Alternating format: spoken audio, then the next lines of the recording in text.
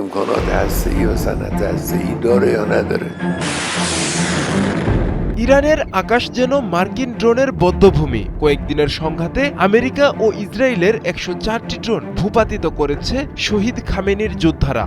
এগুলোর মধ্যে রয়েছে বিশ্বের অন্যতম আধুনিক MQ-9 রিপার, হারমেস এবং হেরন ড্রোন। বিশ্লেষকরা বলছেন, ইরানের এই সাফল্য প্রমাণ করে এখন আর অপ্রতিরোধ্য নয় পশ্চিমাদের প্রযুক্তিগত আধিপত্য। ২৮ ফেব্রুয়ারি শুরু হওয়া চলমান যুদ্ধের মধ্যেই এসব ড্রোন ভূপাতিত করা হয়েছে বলে প্রতিবেদন প্রকাশ করেছে ডিফেন্স সিকিউরিটি এশিয়া। ইরানের সমন্বিত আকাশ প্রতিরক্ষা নেটওয়ার্ক দেশের বিভিন্ন অঞ্চলে ড্রোনগুলো শনাক্ত করে, ট্র্যাক করে এবং ধ্বংস করে। ইরানের দাবি অনুযায়ী ভূপাতিত ড্রোনের সংখ্যা ১০৪টি। এর মধ্যে ৯৫%ই ছিল অস্ত্রবাহী।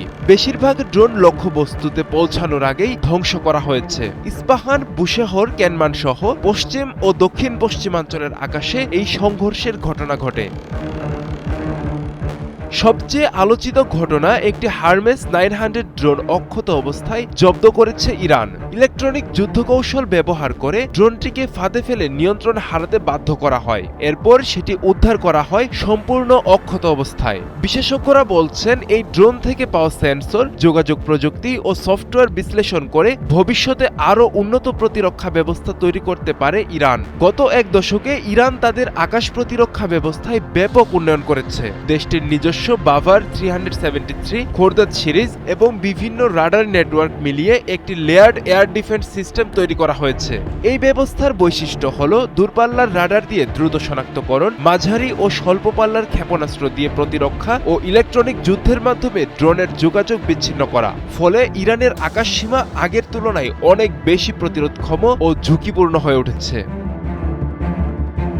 আমেরিকা ও ইসরায়েল দীর্ঘদিন ধরে ড্রোন নির্ভর যুদ্ধ কৌশল ব্যবহার করে আসছে, কিন্তু ইরানের ড্রোন ভূপাতিত করার ঘটনা পশ্চিমা সামরিক কৌশলের জন্য বড় ধাক্কা। এত সংখ্যক উন্নত ড্রোন হারানো মানে গোয়েন্দা নজরদারি দুর্বল হয়ে যাওয়া, হামলার ক্ষমতা কমে যাওয়া ও প্রযুক্তিগত আধিপত্যে প্রশ্ন ওঠা। অর্থাৎ ইরানের আকাশ সীমা এখন পশ্চিমা ড্রোনের জন্য সহজ লক্ষ্য নয়।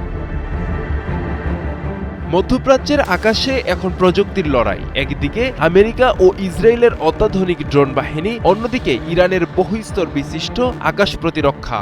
ইরান এখন এমন একটি সামরিক শক্তি হয়ে উঠছে যাকে আর সহজভাবে মোকাবেলা করা সম্ভব নয়। মধ্যপ্রাচ্যের আকাশ যুদ্ধে ইসরায়েল আমেরিকাকে কঠিন চ্যালেঞ্জের মুখে ফেলেছে ইরান। আব্দুল্লাহ আল মারুফ, ৭১।